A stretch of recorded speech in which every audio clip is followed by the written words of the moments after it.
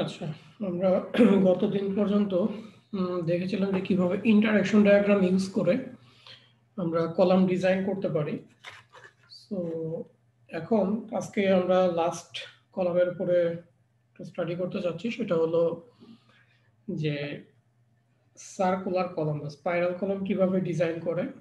এবং আরেকটা জিনিস হচ্ছিল WSD মেথড, যেটা তোমরা আগে হয়তো করে আসছো। আমরা এখন পর্যন্ত ইউএসডি মেথড দিয়ে অঙ্কগুলো করলাম, তো WSD মেথডে আমরা কিভাবে করতে পারি।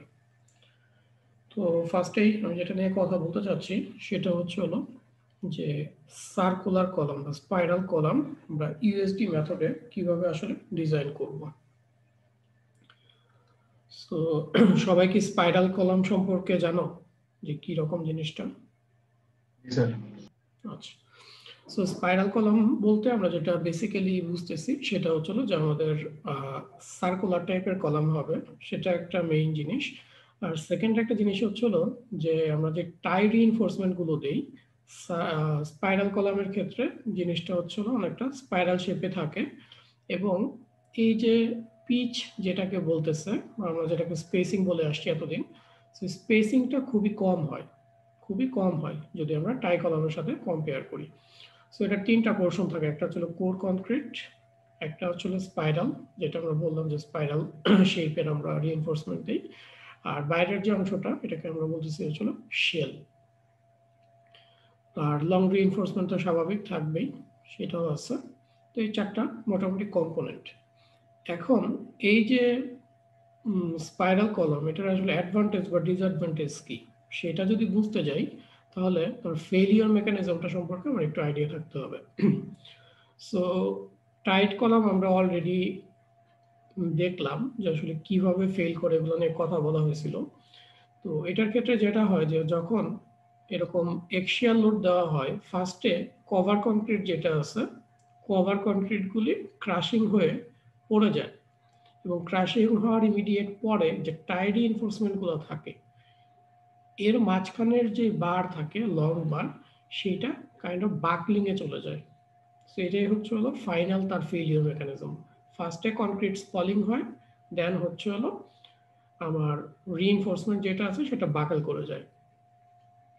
তো আমরা যদি অ্যাট দ্য সেম টাইম যে স্পাইরাল কলামের ক্ষেত্রে কি হতে পারে সেটা যদি বোঝার চেষ্টা করি, এটার ক্ষেত্রে যেটা হয় যে বাইরের যে কনক্রিট আছে, দ্যাটস মিন যেটা হলো শেলের কনক্রিট, এই শেলের কনক্রিটগুলো অ্যাজ ইউজুয়াল আমার হলো স্পলড অফ হয়ে যাবে, ঠিক আছে। কিন্তু এর পরের যে প্রবলেমটা হয় না এখানে, সেটা হচ্ছে কোনো বাকলিং ফেনোমেনা হয় না এখানে, যেহেতু খুবই ক্লোজলি স্পেসিংগুলো দেওয়া আছে।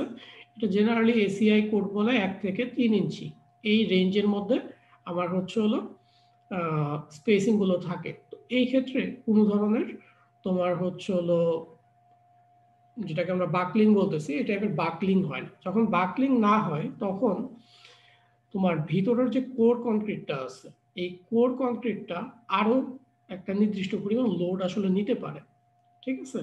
সো এই লোড নিতে পারার কারণে দেখা যায় যে এই টাইপের ফেইলিওর বা স্পাইরাল যখন ফেইল হয় কলামটা, তখন এটা খুব ডাকটাইল ফেইলিওর হয়, ঠিক আছে। তো এটা হচ্ছিল জাস্ট আমরা ফেইলিওর মেকানিজমগুলো যদি বোঝার চেষ্টা করি যে কি রকম ফেইলিওর হবে। আচ্ছা, তো এইটার পরে আমরা যদি এখন বিহেভিয়ারটা একটু চিন্তা করি যে আসলে কেমন হয় বিহেভিয়ারটা। সো গ্রাফিক্যালি একটু দেখো যে এটা হলো লোড ভার্সেস হলো longitudinal strain, that's mean shortening, column shortening এর একটা গ্রাফ। তো এখানে যদি আমরা চিন্তা করি যে একটা টাইট কলাম এবং একটা স্পাইরাল কলাম, দুইটা কলামকে একই সাথে লোড আমরা দিচ্ছি, সো তাদের বিহেভিয়ারটা কেমন হবে? একই পরিমাণ সবকিছু, রিইনফোর্সমেন্ট, ক্রস সেকশন সবই এক ধরনের, দেখা যাবে যে তাদের বিহেভিয়ার সিমিলার হবে। তাদের যে load deflection curve ideally similar হওয়ার কথা at the point of spalling of concrete. Concrete যখন এখান থেকে বের হয়ে পড়ে যাবে, সেটাকে আমরা ধরতেছি হচ্ছিল আমাদের পিক। এই পিক পর্যন্ত তাদের বিহেভিয়ারটা অলমোস্ট সিমিলার থাকবে। তারপরে ভিন্নতা আসবে। কি ভিন্নতা? যখন আমরা টাইট কলাম চিন্তা করব, টাইট কলামটা খুব সাডেনলি এখানে ফেল করে যাবে, কারণ এই বাকলিংটা হচ্ছে। সেটার ক্যাপাসিটি ধরে রাখতে পারবে না, এটা খুব সাডেনলি ডিগ্রেড করবে। অন্যদিকে আমরা যদি স্পাইরাল কলামের কথা চিন্তা করি, স্পাইরাল কলামের মধ্যেও আবার 3 ভাবে চিন্তা করা যায়, যে আমি খুবই অল্প একটু পরিমাণ স্পাইরাল রিইনফোর্সমেন্ট দিচ্ছি, দ্যাটস মিন স্পেসিংটা বেশি, স্পেসিংটা তুলনামূলকভাবে বেশি, আর হচ্ছে হলো খুবই ঘন ঘন স্পাইরাল দিলাম, তো এটাকে লাইট স্পাইরাল এবং হেভি স্পাইরাল বলতেছে। আর ইন্টারমিডিয়েট একটা জিনিস দেওয়া আছে, সেটা হচ্ছে এসিআই স্পাইরাল, মানে এসিআই আমাদেরকে কিছু গাইডলাইন দিয়ে দেয় যে স্পাইরাল কতটুকু দিব। তো বিহেভিয়ারটা ভালো করে দেখলে দেখো যে টাইট কলামের ক্ষেত্রে ক্যাপাসিটি ডাউন হয়ে যাচ্ছে, বাট অন্য কলামগুলোর ক্ষেত্রে সবার ক্ষেত্রেই ক্যাপাসিটিটাকে ধরে রাখার একটা প্রবণতা আছে। সো এসিআই কোড দেখো যে এইভাবে যে তারপরে উপর দিকে অল্প একটু উঠতেছে, তার মানে ক্যাপাসিটি খুব বেশি বাড়তেছে না। আবার হ্যাভি স্পাইরাল দিলে তোমার অনেক ক্যাপাসিটি বাড়তেছে, আবার লাইট স্পাইরাল যদি আমি দেই, এটার বিহেভিয়ারটা ডাকটাইল হচ্ছে কিন্তু ক্যাপাসিটি আর বাড়তেছে না। সো এটাই হচ্ছিল একটা টাইট কলাম এবং একটা স্পাইরাল কলাম যদি আমরা নেই, তাদের বিহেভিয়ারের মধ্যে পার্থক্য কেমন হবে। এখন তোমাদের কাছে কোশ্চেন হচ্ছিল, আমি যদি বলি যে একটা স্পাইরাল কলামের ক্ষেত্রে তুমি তার ক্যাপাসিটি চিন্তা করবা, যে তার ডিজাইন ক্যাপাসিটি, এখন ডিজাইন ক্যাপাসিটি কোথায় নিবা, এই পজিশনে নিবা নাকি এইখানে নিবা, কোথায় নিবা? সো অ্যাজ এ ডিজাইনার হিসাবে যদি আমি তোমাকে বলি যে এটার ডিজাইন ক্যাপাসিটি কত এই কলামটার, কোন জায়গাটাতে তুমি এক্সপেক্টেড ক্যাপাসিটিটা ধরবা, 1 নাম্বার পজিশন নাকি গ্রাফের 2 নাম্বার পজিশনে? তোমাদের রেসপন্স প্রয়োজন। Sir 1 number. 1 নাম্বার কেন? কারণ স্যার এরপরে তো সেটা ডিফর্ম করা স্টার্ট করবে। আচ্ছা, গুড। সো ডিফর্ম করা স্টার্ট করবে জিনিসটা ঠিক আছে, তুমি যেটা যে পয়েন্ট অফ ভিউতে বলছো সেটা অবশ্যই ঠিক, যে ডিফরমেশন ভালো, কিন্তু আমি এতটুকু ডিফরমেশনে আসলে সার্ভিসিবিলিটি কন্ডিশন বলে একটা জিনিস আছে, যে আমি সে এই বিল্ডিং এর উপরে আছি, এখন বিল্ডিংটা যদিও খুব একটা ভালো হইলো না। আচ্ছা, সো ফার্স্টে যদি আমি চিন্তা করি যে আমি একটা বিল্ডিং এর কলাম, এখানে ধরো ফ্লোর উপরে আছে, এখন এখানে যদি লোড আসে, আমি চিন্তা করছি যে শর্টেনিং হবে, কলামের শর্টেনিং হবে, কিন্তু কতটুকু আসলে আমি অ্যালাউ করতে পারবো? আমি তো নিশ্চয়ই 5 ইঞ্চি বা 6 ইঞ্চি পর্যন্ত শর্টেনিং হবে, তারপরেও আমি এখানে স্টিল দাঁড়ায় থাকবো, এটা আমি এক্সপেক্ট করব না, কারণ আমি এটা আসলে তখন মানসিকভাবে কখনোই চিন্তা করব না যে আমি এখানে থাকতে পারবো, আমার ধারণাই হবে যে এটা ভেঙে পড়ে যাবে এখনই। সো ডিফরমেশন ভালো, বাট এত ডিফরমেশন আমরা আসলে অ্যালাউ করব না। সো আমরা যেটা করি, 1 নাম্বার যে পজিশনটা আছে এইটাকেই আসলে ডিজাইন স্ট্রেংথ হিসাবে চিন্তা করি। সো এটাই হচ্ছিল আমাদের ডিজাইন স্ট্রেংথ। আচ্ছা, সো ডিজাইন স্ট্রেংথের ক্ষেত্রে আমরা মোটামুটি সবাই এর আগে দেখে আসছি, যখন তোমাকে টাইট কলামের রিইনফোর্সমেন্ট পড়ানো হয়েছে তখন দেখছো যে স্পাইরাল কলামেরও ক্যাপাসিটি আমরা বলে আসছি যে কীরকমভাবে ক্যালকুলেট করতে হয়। তো তোমাদের যদি মনে থাকে জিনিসটা হচ্ছে হলো নমিনাল ক্যাপাসিটি এরকম ছিল, পিএন ইকুয়াল টু হচ্ছিল 0.85 FC prime into AG, sorry AC plus হচ্ছে হলো এএস এফ ওয়াই, এটা হচ্ছে নমিনাল ক্যাপাসিটি। আর যখন আমরা ডিজাইন ক্যাপাসিটি চিন্তা করি, ডিজাইন ক্যাপাসিটির ক্ষেত্রে আমরা একটা আলফা একটা ফাই ভ্যালু চিন্তা করি যে পিএন এর ভ্যালু কত হবে। এই যে আলফার ভ্যালু, এটা স্পাইরাল কলাম এবং টাইট কলামের ক্ষেত্রে ভিন্ন ছিল, তোমাদের যদি মনে থাকে, ঠিক আছে? সো আমি যতটুকু এখানে ডিসকাস করলাম সবই এখানে লেখা আছে, সো এগুলো তোমরা নিজেরা পড়ে নিবা। আচ্ছা, তো যেটা মেইনলি আমি বলতে চাচ্ছি এখান থেকে, যে স্পাইরাল কলাম এবং টাইট কলামের যে বিহেভিয়ারে একটা ভিন্নতা আছে, এই ভিন্নতার কারণে পরিবর্তনটা আসলে হয় হচ্ছে হলো ইকুয়েশনের 5 ফ্যাক্টরটা, রিডাকশন ফ্যাক্টরটা। সো দেখো যে এসিআই কোড যেটা পারমিট করতেছে আমাদের, যে ফায়ের ভ্যালু হচ্ছিল 0.65 হচ্ছিল টাইট কলামের জন্য, আর ফায়ার ভ্যালু হচ্ছিল 0.75, সেটা হচ্ছিল স্পাইরাল কলামের জন্য। তো ফায়ার ভ্যালু বেশি হওয়ার অর্থ কি, তুমি নমিনাল স্ট্রেংথের বেশি অংশ আসলে ডিজাইন স্ট্রেংথ হিসাবে ইউজ করতে পারতেছো। যেহেতু তোমার স্পাইরাল কলাম সে ডাকটাইল বিহেভ করতেছে, এই কারণে তার রিডাকশন ফ্যাক্টরটা তুলনামূলকভাবে বেশি 0.75, তার মানে 75% অফ ম্যাটেরিয়াল ক্যাপাসিটি আমরা ধরতে পারতেছি, তার মানে আনসার্টেনিটি কিছুটা কম। আর টাইট কলামের ক্ষেত্রে যেহেতু ফেলিয়ারটা হবে খুবই সাডেন, এটার আনসার্টেনিটি বেশি, সেই ক্ষেত্রে আমরা রিডাকশন ফ্যাক্টর ধরতেছি 0.65, দ্যাটস মিন আমরা ফ্যাক্টর অফ সেফটি বেশি রাখতেছি। সো এই কথাটা কি সবাই বুঝতে পারছো আমি কি বলতে চাচ্ছি? জি স্যার। আচ্ছা, সো পরীক্ষায় এগুলো আসলে নিজের মতো করে বুঝায় লিখতে হবে, তুমি গ্রাফ দিয়ে প্লাস হচ্ছিল তুমি নিজের মতো করে বুঝায় লিখতে হবে যে কেন 5 ফ্যাক্টর টাইট কলামের ক্ষেত্রে কম আবার স্পাইরাল কলামের ক্ষেত্রে বেশি, সেগুলো জিনিস নিজেরা স্টাডি করবা। আচ্ছা, তো ঠিক আছে, এখন আমরা দেখি যে আমাদের এসিআই কোড ডিজাইন স্পেসিফিকেশনে আসলে কি কি বলে দিচ্ছে যে ব্যবহার করতে হবে কি কি কন্ডিশন।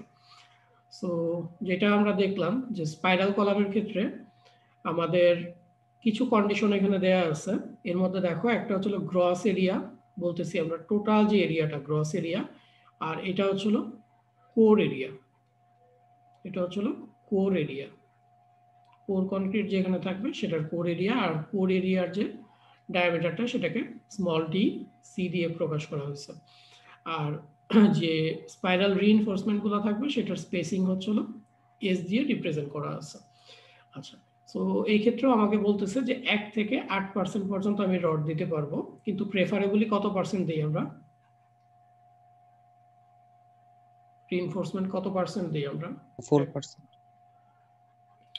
4%-এর চেয়ে কম অথবা সমান, এর চেয়ে বেশি আমরা দেই না আসলে।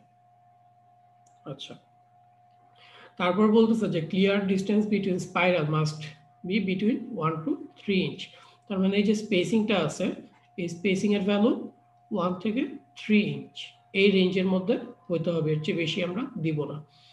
তারপর বলতেছে যে লং রিইনফোর্সমেন্ট যেগুলো বসাবো আমরা, আমাদের তো এখানে লং রিইনফোর্সমেন্ট বসাতে হবে, প্রতিটা লং রিইনফোর্সমেন্টের মধ্যে ডিস্টেন্স হবে হচ্ছে at least 1.5 Times of bar diameter অথবা 1.5 ইঞ্চি, যেটা বড় হয়। আচ্ছা, তারপরে যেটা বলতেছে যে অ্যাটলিস্ট আমাদেরকে 6টা রিইনফোর্সমেন্ট বসাইতে হবে, 6টার চেয়ে কম আমি রিইনফোর্সমেন্ট সার্কুলার কলামে বা স্পাইরাল কলামের ক্ষেত্রে ব্যবহার করতে পারবো না, অ্যাটলিস্ট 6টা দিতে হবে। আচ্ছা, কনক্রিট কভার বলতেছে যে 1.5 ইঞ্চির মতো ইউজ করতে হবে। আর ফাইনালি যেটা নিয়ে কথা বলতেছে সেটা হলো যে স্পাইরাল যে আমরা ইউজ করব সেটা 3 নাম্বার বার অথবা 5 নাম্বার বার এই রেঞ্জের মধ্যে ইউজ করতে হবে, তার মানে নাম্বার 3, নাম্বার 4, ম্যাক্সিমাম নাম্বার 5, এই কয়েকটা বার আমরা শুধুমাত্র স্পাইরাল হিসেবে ইউজ করতে পারবো, কারণ এগুলো তুলনামূলকভাবে চিকন, আমরা যদি বেশি ডায়ামিটারের রিইনফোর্সমেন্ট নেই সেগুলো আসলে আমরা সঠিকভাবে যে স্পাইরাল শেপ আমাদের করা উচিত সেই স্পাইরাল শেপে আমরা যেতে পারবো না, সো আমাদেরকে এই 3টা অ্যালাউ করতেছে। আচ্ছা, আর একটা জিনিস হচ্ছিল যে এই যে স্পাইরাল রিইনফোর্সমেন্ট আমরা দিব, স্পাইরাল রিইনফোর্সমেন্ট কতটুকু দিব এইটার জন্য আমাদেরকে একটা রো এর ভ্যালু দিয়ে দিছে, এটা কিন্তু স্পাইরাল রিইনফোর্সমেন্ট লং রিইনফোর্সমেন্ট না, এটা হচ্ছে হলো লং রিইনফোর্সমেন্টের 1 থেকে 8%, আর এটা হচ্ছে হলো স্পাইরাল রিইনফোর্সমেন্টের রেশিও কত সেটা বের করার জন্য। সো এখানে তারা একটা ইকুয়েশন প্রপোজ করছে, সো ইকুয়েশনটা এরকম যে 0.45 এ গ্রস ডিভাইডেড হচ্ছিল A core minus 1 into F C prime by F Y, এটা হচ্ছিল তার স্পাইরাল রিইনফোর্সমেন্টের রেশিও। তো এটা হচ্ছিল মিনিমাম আমাকে প্রোভাইড করতে হবে। আর স্পাইরাল রিইনফোর্সমেন্টের রেশিও যখন জানবো আমি রেশিও থেকে ইজিলি স্পেসিংটাও বের করে ফেলতে পারবো। স্পেসিং এর জন্য একটা ফর্মুলা এখানে দিয়ে দিছি আমি যে 4 into a spiral, that's mean যে স্পাইরাল রিইনফোর্সমেন্ট ইউজ করবো তার এরিয়া ডিভাইডেড হচ্ছিল রো এস, যেটা আমি এখান থেকে মিনিমামটা পাবো, ইন্টু হচ্ছিল ডিসি, ডিসি হচ্ছে হলো আমাদের কোর যে কনক্রিটটা আছে সেটার ডায়ামিটার। সো আমরা এটা দিলে স্পেসিং জানতে পারবো। সো এগুলো হচ্ছিল মোটামুটি স্পেসিফিকেশনগুলো দেওয়া আছে যে আমরা এইভাবে কলাম ডিজাইন করতে হবে। আচ্ছা, তো আমরা হচ্ছে হলো এর আগে সার্কুলার কলাম বা স্পাইরাল কলামের ক্যাপাসিটি দেখে আসছিলাম, সো তোমাদের আশা করি মনে আছে। তো আমরা আসলে এখন সিম্পল একটা ম্যাথ করব এটার শুধু এক্সিয়াল লোডের জন্য। তো বলা হচ্ছে যে একটা সার্কুলার আরসি কলাম, এটাকে 900 কিপ হচ্ছিল ডেড লোড দিতে হবে এবং 500 কিপ লাইভ লোড দিতে হবে। এখন বলতেছে design and sketch the column size, long reinforcement and spiral reinforcement. FC prime দেওয়া আছে 4 কেএসআই এবং 60 কেএসআই এফওয়াই। সো ফার্স্টে আমাদের যেটা করতে হয় যে এটা যেহেতু একটা এক্সিয়ালি লোডেড কলাম এবং আমরা ইউএসডি মেথডে করতেছি, ফার্স্টেই আমরা টোটাল লোড, আলটিমেট লোড যেটা 1.2 into dead load plus 1.6 into live load, সেই লোডটা বের করলাম যে 1880 কিপ।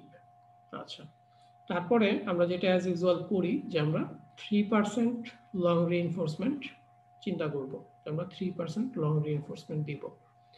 দেওয়ার পরে এটার ক্যাপাসিটির যে ইকুয়েশনটা আছে সেটা লিখব। তো ক্যাপাসিটির ইকুয়েশনটা আমি তোমাদেরকে জাস্ট একটু মনে করাই দিই। 5pn ইকুয়াল টু ছিল 0.85 ইন্টু 5। তো স্পাইরালের ক্ষেত্রে ফায়ার ভ্যালু কত বললাম একটু আগে? 0.75 into 0.85 into FC prime AC, AC হচ্ছিল কনক্রিট এরিয়া, এটা শুধু concrete area, plus FY into AS. এটা হচ্ছে এক্সিয়ালি লোডেড একটা কলামের জন্য ক্যাপাসিটির ইকুয়েশন ছিল, যেটা আমরা রেক্টেঙ্গুলারের ক্ষেত্রেও একই ইকুয়েশন ইউজ করলাম। আচ্ছা, সো এটা ইকুয়াল টু যদি আমরা এখন লিখতে যাই তাহলে 5pn, এটা বেসিক্যালি হচ্ছিল পিইউ, আলটিমেট লোড যেটা 0.85 ইন্টু ফায়ার ভ্যালু হচ্ছিল 0.75। আর আমাদের যেহেতু আননোন হচ্ছিল দুইটা, আমরা স্টিলও জানি না কনক্রিটও জানি না, আমরা ইন টার্মস অফ স্টিলই লিখবো। তো এসিটাকে আমরা লিখতেছি গ্রস এরিয়া মাইনাস হচ্ছিল স্টিল এরিয়া। সো এটাকে স্টিল এরিয়ায় রাখবো। আর যেহেতু আমরা ধরে নিছি যে আমরা 3% হচ্ছে হলো স্টিল ইউজ করব, তাহলে স্টিল এরিয়াটাকে আমরা ইন টার্মস অফ গ্রস এরিয়াতে লিখতে পারি 0.03 ইন্টু এজি, কারণ আমাদের লং রিইনফোর্সমেন্টের রেশিও হচ্ছে হলো রোজি ইকুয়াল টু হচ্ছে হলো এএস ডিভাইডেড বাই এজি। তো আমরা এই দুটাকে মাল্টিপ্লাই করলে ইন টার্মস অফ এজিতে পাবো। আচ্ছা, সো এই ইকুয়েশনটাকে যদি এখন আমি সলভ করি, এটাও এএসটা একই ইন টার্মস অফ এজিতে কনভার্ট করলাম। তো এখান থেকে আমরা গ্রস এরিয়া পেয়ে যাব, আমাদের অ্যারাউন্ড 580 ইঞ্চি স্কোয়ার হচ্ছে হলো গ্রস এরিয়া লাগবে কনক্রিটের। এখন যদি গ্রস এরিয়া বের করি, সেখান থেকে আমি ইজিলি ডায়ামিটারটা বের করতে পারবো। সো ডায়ামিটার কিভাবে বের করবো বলো?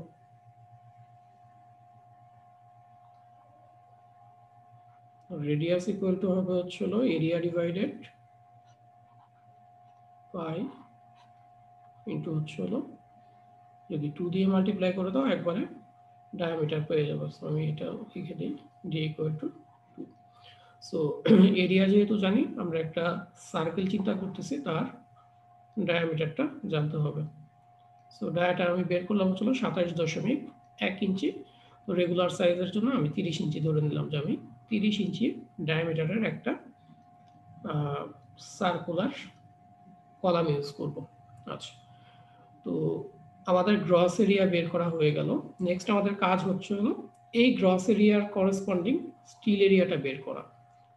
সো আবারও একই ইকুয়েশনটাই এখানে লিখব যে ক্যাপাসিটি হচ্ছিল 1880 ইকুয়াল টু হচ্ছিল 0.85 ইন্টু 75 ইন্টু 0.85 ইন্টু ছিল হচ্ছিল FC into AC, that's mean আমার হচ্ছিল কনক্রিট এরিয়া।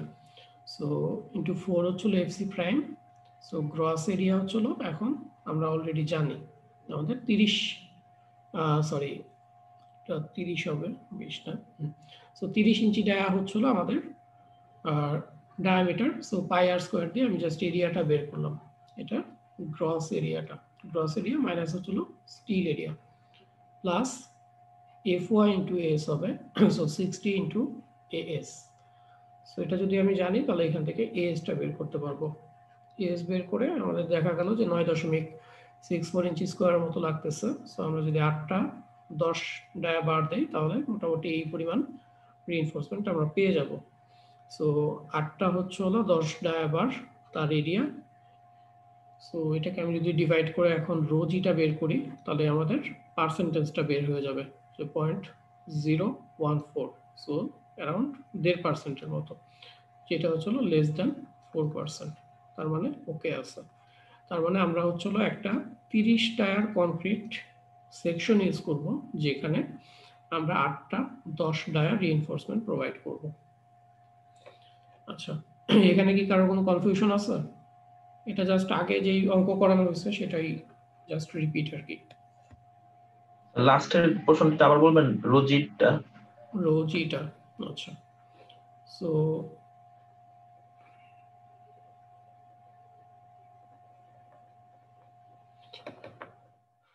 আমরা তো হচ্ছিল 3% রিইনফোর্সমেন্ট ডিজাইন, মানে ডিজাইন রিইনফোর্সমেন্ট দিব সেটা চিন্তা করে একটা গ্রস সেকশন বের করছিলাম। তো সেখানে আসছিল আমার 27 মিলিমিটার হচ্ছে, 27 ইঞ্চি হচ্ছিল ডায়ামিটার, বাট আমি ধরলাম হচ্ছিল 30 ইঞ্চির মতো। সো যেহেতু আমি সাইজটাকে রিভাইজ করছি আমার নিজের মতো, আমাকে রোটা আরেকবার চেক দিতে হবে যে রোটা তাহলে কত আসলো।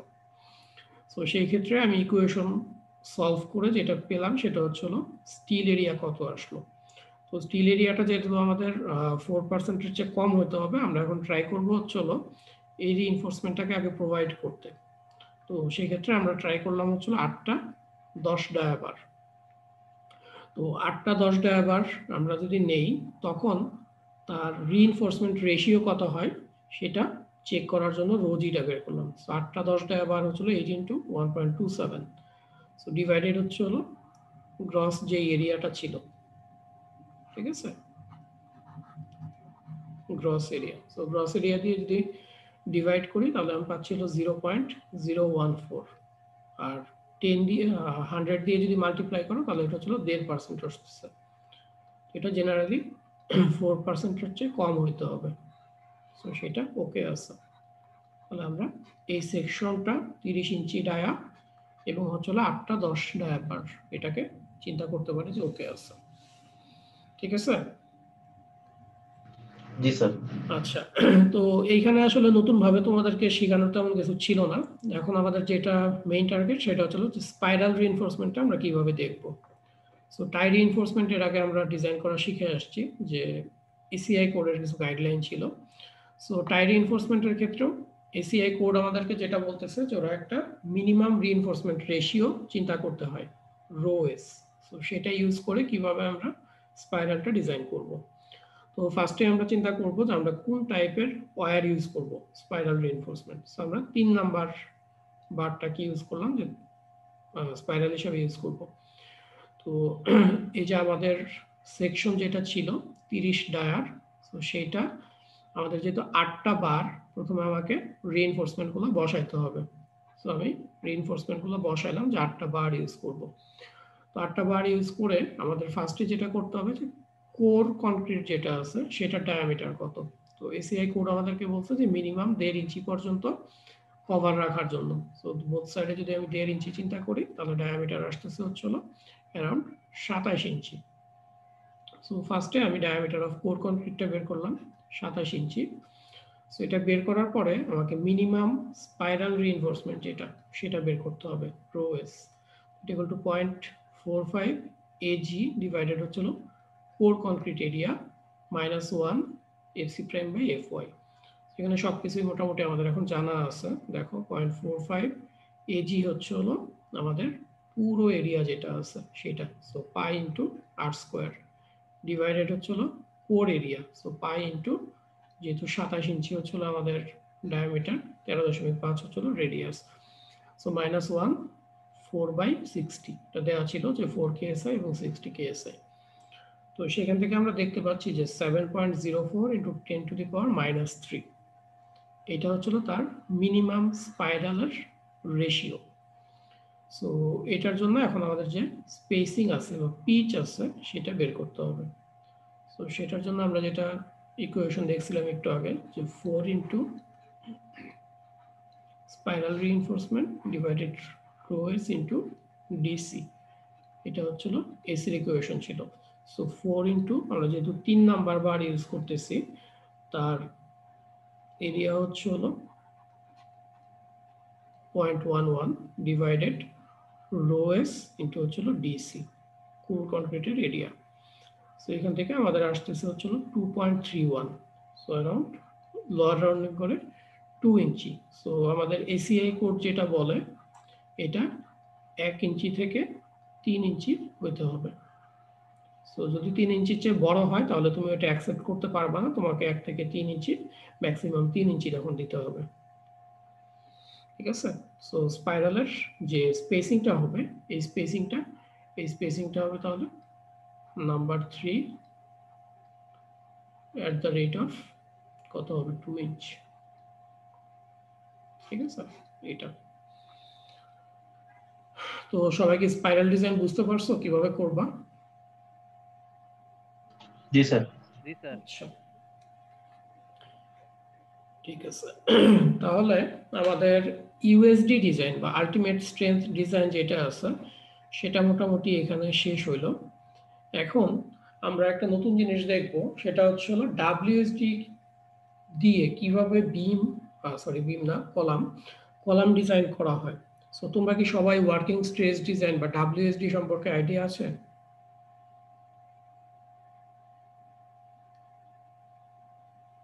জি স্যার। জি স্যার। আচ্ছা, সো যদি আইডিয়া থাকে তাহলে আমার জন্য বোঝানোটা ইজি হবে। তো ডাব্লিউএসডি মেথডের ক্ষেত্রে বেসিক্যালি আমরা যেটা চিন্তা করি যে আমাদের দুইটা ম্যাটেরিয়াল আছে, একটা হচ্ছিল কনক্রিট আর একটা হচ্ছিল স্টিল। এই দুইটা ম্যাটেরিয়ালের ক্ষেত্রে আমরা ইউএসডি মেথড যখন চিন্তা করি, স্টিলের ক্ষেত্রে আমরা চিন্তা করি স্টিলটা থাকবে হচ্ছিল এফওয়াই, দ্যাটস মিন ইল্ডে, আর এটা যদি এফসি প্রাইম থাকে আমরা ধরে নিই যে তার 0.85 এফসি প্রাইম হচ্ছে হলো কনক্রিটের স্ট্রেংথ থাকবে। এটা হলো ইউএসডির ক্ষেত্রে। আর জেনারেলি আমরা যখন চিন্তা করি যে না আমরা ডাব্লিউএসডিতে ডিজাইন করব, সো ডাব্লিউএসডির ক্ষেত্রে জিনিসটা হয় হচ্ছে হলো অ্যারাউন্ড 0.25 এফসি প্রাইম, আর এখানে ডাব্লিউএসডি যদি স্টিল হয় সেটাকে আমরা ধরেছিলাম 0.4 এফওয়াই। আচ্ছা, তো বেসিক্যালি ডাব্লিউএসডিতে যখন আমরা ডিজাইন করি, ডিজাইন করার ক্ষেত্রে আমাদের বেসিক প্রিন্সিপালটা কি আমি জাস্ট তোমাদেরকে একটু মনে করানোর জন্য বলতেছি, সবাই মোটামুটি জানো। সো যে কোনো একটা স্ট্রাকচার আমরা যদি ধরি যে হচ্ছে ফার্স্টে লিনিয়ার বিহেভ করে বা ইলাস্টিক বিহেভ করে দেন নন লিনিয়ার স্টেজে যে দেন হচ্ছে হলো ফেইলিয়ার করে। সো এটা হচ্ছে হলো তার পিক স্ট্রেংথ। আমরা ইন জেনারেল যেটা ইউএসডিতে চিন্তা করি যে একটা মেম্বার সেটার পিক স্ট্রেংথটা কত।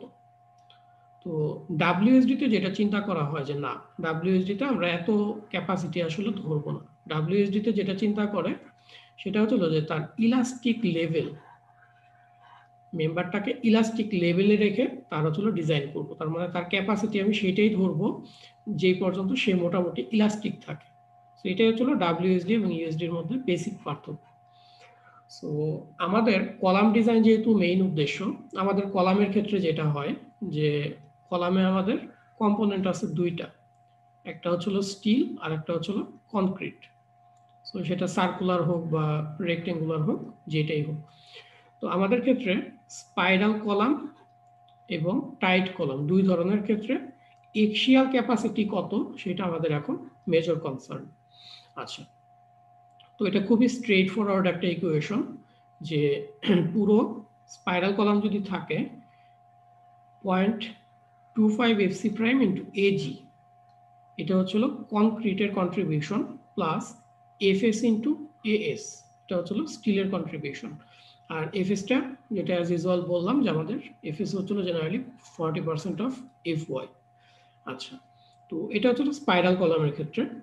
আর আরেকটা জিনিস হচ্ছিল যেটা আমরা একটু আগে দেখে আসলাম যে স্পাইরাল কলামটা মোটামুটি একটু ডাকটাইল হয়, সেই দিক থেকে চিন্তা করলে টাইট কলাম যেটা আছে এটা কিছুটা ব্রিটেল টাইপের হয়, তার মানে সাডেন ফেলিয়ার হবে। এই সাডেন ফেলিয়ার যেহেতু হয়, এসিআই কোড যেটা আগে প্রেফার করতো যখন ডাব্লিউএসডি মেথড এসিআই কোডটা ওইভাবে ছিল যে এই ইকুয়েশন যেটা স্পাইরালের জন্য ভ্যালিড সেটা আমাদের রেক্টেঙ্গুলার বা টাইট কলামের জন্য ভ্যালিড, কিন্তু এটার সাথে একটা রিডাকশন ফ্যাক্টর হচ্ছিল 0.85 তারা ইন্ট্রোডিউস করেছিল, যে 0.85 into 0.25 FC prime AG plus FS S. So এই রিডাকশন ফ্যাক্টরটা হচ্ছিল যে আমার যে টাইট কলামগুলো আছে সেটা রিলেটিভলি ব্রিটেল, সো সেই কারণে এটা দেওয়া হচ্ছিল। ঠিক আছে, তো আমাদের এইখানেও ফর্মুলাগুলো আগের মতোই স্ট্রেট ফরওয়ার্ডই আছে, সো এটা আমাদের তেমন একটা মুখস্থ করার কিছু নাই, জাস্ট মনে রাখবা যে স্ট্রেস লেভেলগুলো কত, যে 40% আর হচ্ছে এখানে 25%। আচ্ছা, সো এখানে কি কারোর বোঝার কোনো কিছু বাকি আছে?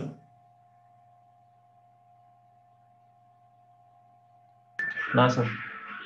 ওকে, না স্যার। আচ্ছা, সো আমরা ডিজাইনে যাই, একটা খুব সিম্পল অঙ্ক করি ডাব্লিউএসডি মেথডের।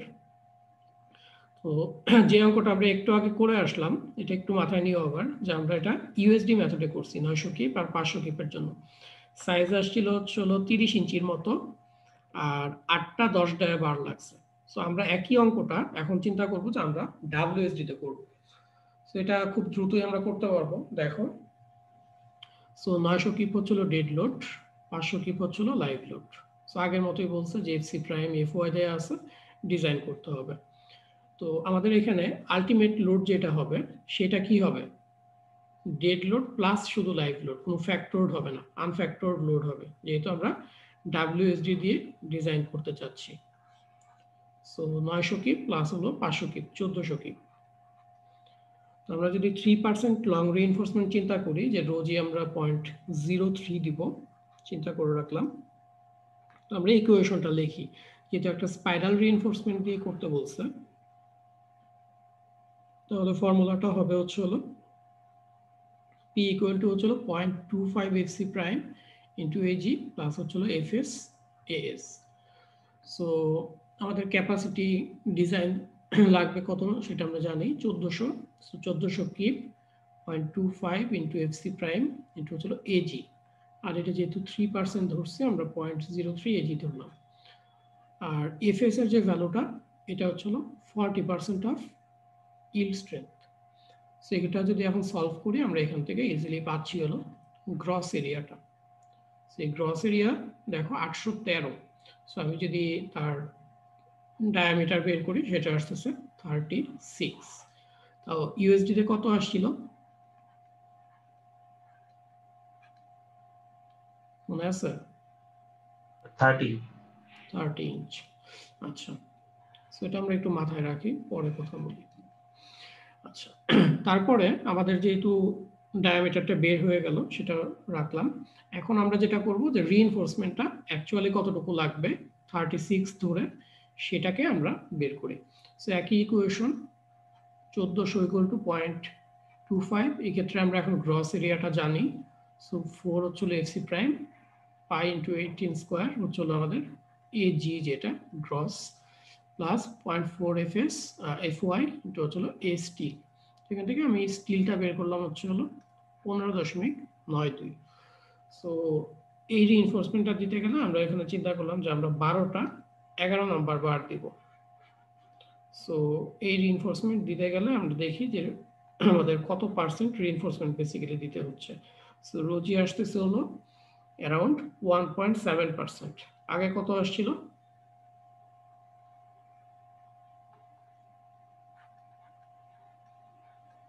1.5, তাই না? জি স্যার।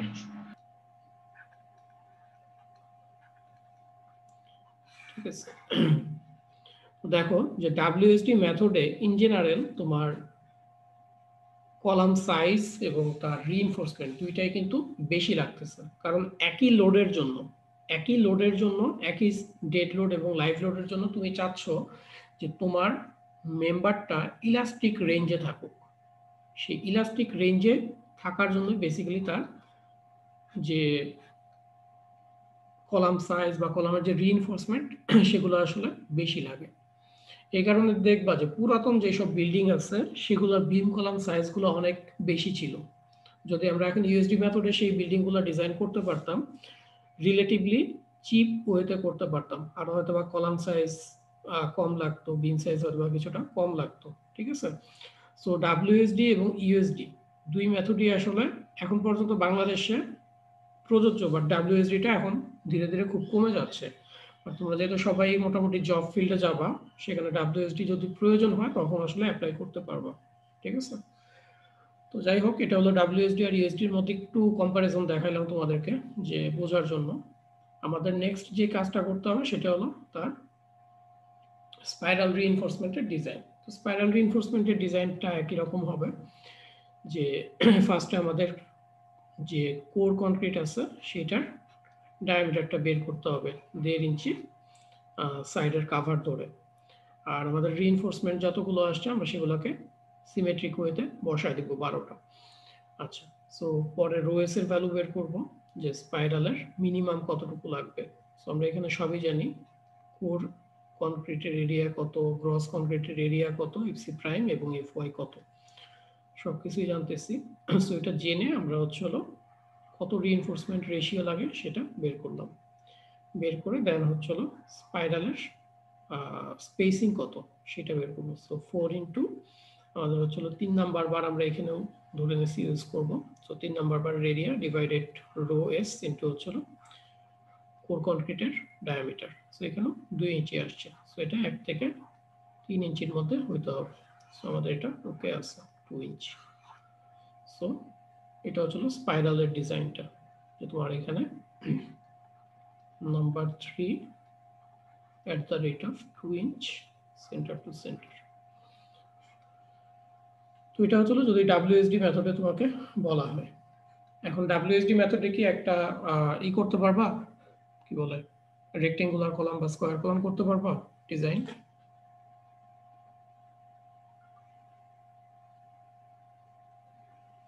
কি শুনতেছো? জি স্যার। করতে পারবা একটা, যদি বলা হয় যে স্কয়ার কলাম ডিজাইন করো ডাব্লিউএসডি মেথডে?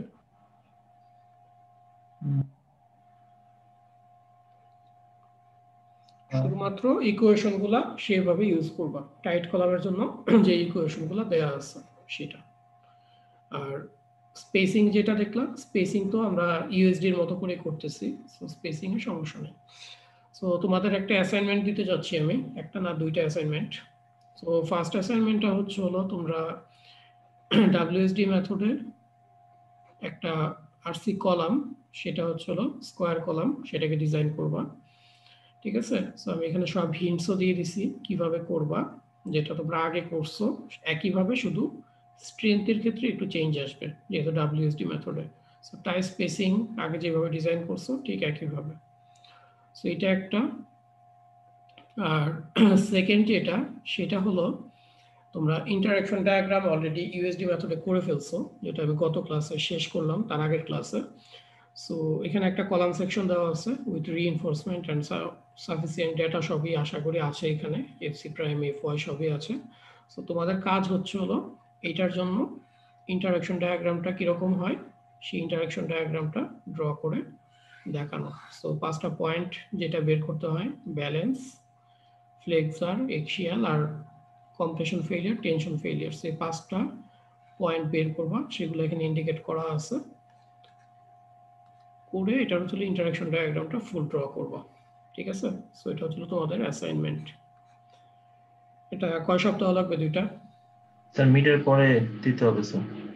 মিডের পরে দিতে হবে? জি স্যার। ঠিক আছে, মিডের পরে জমা দিবা। আচ্ছা, আর ফাইনাল স্লাইডটা হচ্ছে হলো আমাদের, তোমরা কি সবাই অ্যাটেন্ডেন্স দিছো? আচ্ছা, স্যার লিংক পাইনি স্যার। হ্যাঁ লিংক আবার পাঠিয়ে দিয়েছি, দেখো। আচ্ছা, সো আমাদের যেহেতু আমরা বাংলাদেশে আসলে এই কলাম ডিজাইন বা বিম ডিজাইন যাই বলো বাংলাদেশে ব্যবহার করব, সো আমাদের আসলে জানতে হবে যে আমাদের বিএনপিসি কি বলতেছে। So BNPC generally ACI code যেটা আছে সেটাকে ফলো করে। সো অ্যাকচুয়াল ফিল্ডে কিভাবে আসলে রিইনফোর্সমেন্টগুলো বসাইতে হয় এটা খুব ইম্পর্টেন্ট তোমাদের জন্য জানা। সো আমরা একটু ট্রাই করি যে বিএনপিসি আমাদেরকে কিভাবে আসলে কলাম রিইনফোর্সমেন্ট বসাতে বলে এটা দেখি। সো এটা যদি কলামের সেকশনটা হয়, বুঝতেই পারতেছো যে কলামের এক্সিয়াল লোডিং এর কারণে বা যাই হোক লং রিইনফোর্সমেন্ট কিভাবে বসে এটা তোমরা জানো অলরেডি, এবং টাই রিইনফোর্সমেন্ট কখন এরকম ভিতরে দিতে হয় না দিতে হয় সেটাও জানো। এখন প্রশ্ন হলো যে এই যে টাই রিইনফোর্সমেন্টগুলো, এই টাই রিইনফোর্সমেন্টগুলো কলামের সব জায়গায় যে বসবে, কিভাবে বসবে এইটা একটু ভালো করে তোমাকে জানতে হবে। সো তোমাদেরকে আমি, যদি তোমাদের মনে থাকে, দেখিয়েছিলাম যে একটা কলাম যখন একটা ফ্রেম হিসাবে থাকে আর্থকোয়াক লোডিংয়ে সেটা আসলে কিভাবে ফেল করে। সো সেখানে বলছিলাম যে এখানে এবং এখানে তাদের পটেনশিয়াল ফেইলিওর জোন থাকে। সো এই টপ এবং বটমে হচ্ছিল তারা বেসিক্যালি ফেল করে। সো যেহেতু এই দুইটা জায়গায় ফেল করে, বিএনবিসি বা এসিআই যেই কোডই বলো না কেন, সব কোডই বলে যে যেখানে তোমার বিম কলাম জয়েন্ট, ঠিক আছে, বিম কলাম জয়েন্টের এই সাইডটায় স্পেসিংটা রিলেটিভলি কম দেওয়ার জন্য, তারপরে একটা মাঝখানের অংশ যেখানে তুমি স্পেসিং একটু বাড়াইতে পারো, কোনো সমস্যা নেই। আবার যখন বিম কলাম জয়েন্টে চলে যাবা তখন আবার স্পেসিংটা কমে আসবে। প্রশ্ন হচ্ছিল স্পেসিং আসলে কোনটা, আমরা যে বের করলাম সেই স্পেসিংটা আসলে কোনটা। সো ফার্স্টে দেখি যে কতটুকু ডিস্টেন্সের মধ্যে আমরা আসলে স্পেসিংটা ভ্যারি করাবো। তো বিম কলাম জয়েন্টের বিমের ঠিক ইমিডিয়েট উপরে বা বিমের ঠিক উপর ইমিডিয়েট নিচে আমরা এল নট পরিমাণ ডিস্টেন্স মেনটেন করব। এল নটটা কি? এল নটটা বলতেছে যে larger of C2 and C1, তার মানে কলাম সাইজ যেটা আছে সেটার large dimension, clear span divided by হচ্ছিল 6। সো কলাম থেকে কলামের যে ডিস্টেন্সটা আছে, ঠিক আছে, স্প্যান, সো স্প্যান ডিভাইডেড 6 অথবা 450 মিলিমিটার, এর থেকে যেটা বড় হয় তার চেয়ে বড় হবে হচ্ছিল এল নট, তার মানে সবচেয়ে বড় যে ভ্যালুটা সেটাই হবে হচ্ছিল এল নট। সো এই এল নট জায়গা জুড়ে আমাকে বলতেছে এস নট হচ্ছে হলো স্পেসিং দিতে হবে। এখন এস নটটা কি? 8 into smallest long bar diameter, 24 into tie bar diameter, 0.5 into smaller of C1 and C2, আর হচ্ছে 300 মিলিমিটার। তো দেখো তো এই ভ্যালুগুলো কি পরিচিত মনে হয় তোমাদের কাছে? আমরা দেখছিলাম হচ্ছিল 16 বার ডায়া, 48 বার ডায়া, এটা হলো টাই, আর হচ্ছে হলো C1 বা কলাম সাইজ যেটা।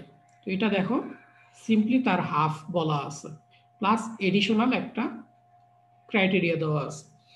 আচ্ছা, তো এইখানে এস নট বলতেছে, আর বাকি যে জায়গাটুকু আছে এল নটের মধ্যে হচ্ছিল এখানেও এস নট, এখানেও এস নট, আর বাকি যে জায়গাটুকু আছে এই বাকি জায়গাটুকুতে বলতেছে যে এখানে 2s এর চেয়ে কম হইতে হবে। সো এখানে 2s নট আমাদেরকে স্পেসিং দিতে হবে। সো এখন দেখো যে 2 দিয়ে যদি সবগুলোকে মাল্টিপ্লাই করে দাও তাহলে আমাদের সাথে যেটা পরিচিত সেটা আসলে আসতেছে। সো এসিআই কোড অনুযায়ী আমরা যেটা বের করি সেটা বেসিক্যালি 2s নট, এটা হচ্ছে এসিআই গাইডলাইনে যেটা আছে। তো সিম্পলিফাই করতে গেলে আমরা এইভাবে বলতে পারি যে আমরা এসিআই গাইডলাইন অনুযায়ী যেই স্পেসিংগুলো বের করছি সেই স্পেসিংগুলো এখানে দিব, আর এখানে স্পেসিংটা অর্ধেক হয়ে যাবে উপর নিচে, ঠিক আছে। সো যেহেতু এটা বিএনবিসি, সো বিএনবিসি এখানে 8 লিখছে, আমি 80 লিখতে হয়েছে। তো এসিআই গাইডলাইনের এই জিনিসটা একটু ভালো করে খেয়াল করবো, যেটা 2s নটটা হচ্ছিল বেসিক্যালি আমাদের এসিআই গাইডলাইন থেকে আমরা যেটা পেয়ে গেলাম সেটা। তো তুমি যদি একটা কলামের জন্য স্পেসিং জানো এসিআই গাইডলাইন থেকে, সিম্পলভাবে বললে মাঝখানের অংশটা সেই স্পেসিংই দিবা, কিন্তু জয়েন্টের ক্ষেত্রে সেটা স্পেসিং হাফ হয়ে যাবে। আর এই ডিস্টেন্সটা হচ্ছিল L nought, L nought. So L নটটা হচ্ছিল আমরা এখান থেকে পেয়ে যাব যে কলামের larger dimension span by 6 450 millimetre. আচ্ছা, সবাই কি বুঝতে পারছো এই জায়গাটা? আচ্ছা, সো মোটামুটি আমাদের কলাম ডিজাইনের যে পার্টটা সেটা মোটামুটি এখানেই শেষ, ঠিক আছে। আর কয়টা টপিক আছে?